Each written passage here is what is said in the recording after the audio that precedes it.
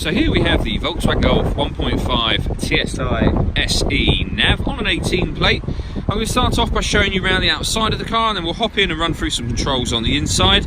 But from the outside you can see it's a 5-door car with alloy wheels. Let's start off inside the boot and then work our way around the rest of the car from there. So as we approach the boot, you'll see we have reversing sensors. This car's also got a reversing camera. Plenty of boot space as well, along with that 60/40 split folding rear seat and the ski hatch in the middle of the seat that you can see as well.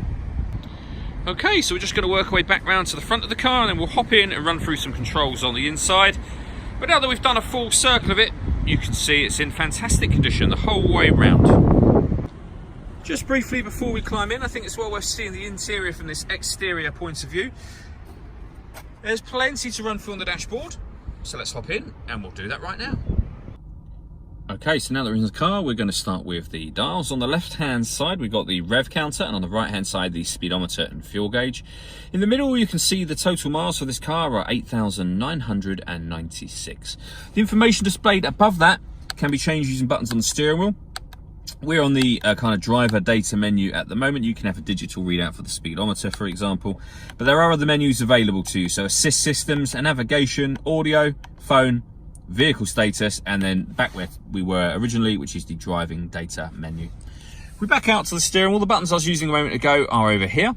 We've also got phone controls, including voice activation for the phone, and stereo controls, which are then continued over here.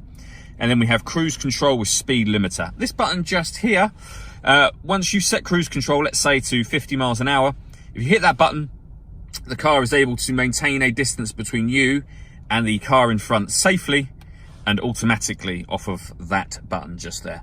Very clever system, and we've got a video showing how that works on our website and also on our Facebook page as well. Over in the centre we have the main radio for the car. So this is all touch screen. So when it comes to radio, for example, you can see that this car has got DAB, FM and AM radio all available to us.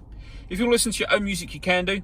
Under the media heading, you can see, if I hit source, all the different ways in which you can listen to your music. So there's plenty of ways, one of which is Bluetooth audio, which is the BT audio you see on the screen just there. That means once you paired the phone or your phone up, not only can you make and receive phone calls, but you'll also be able to stream your music wirelessly as well. On top of that, this car has got satellite navigation. There's a full video showing how that works on both our website and our Facebook page. And we have a full colour reversing camera, which you can see on the screen now. It also has guidelines showing you what direction the car is headed in relation to the image that you see on the screen just there.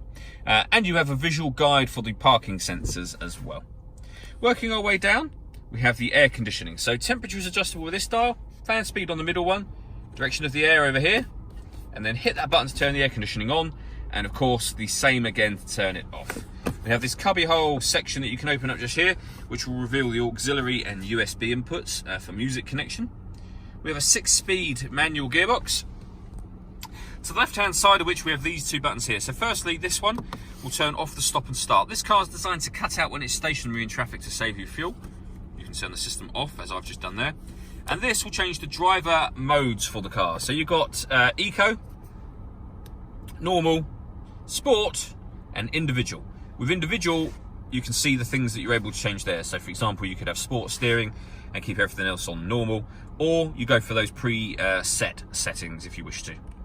On the right hand side of the gear lever, we have this button. This one turns on or off the parking sensors, and you can hear them beeping when you push that button. All that leaves me to say is thank you for taking the time to watch this video. If you'd like to come and see the car in person, have a test drive, please feel free to call any of our MJA sites. We'd love to hear from you soon.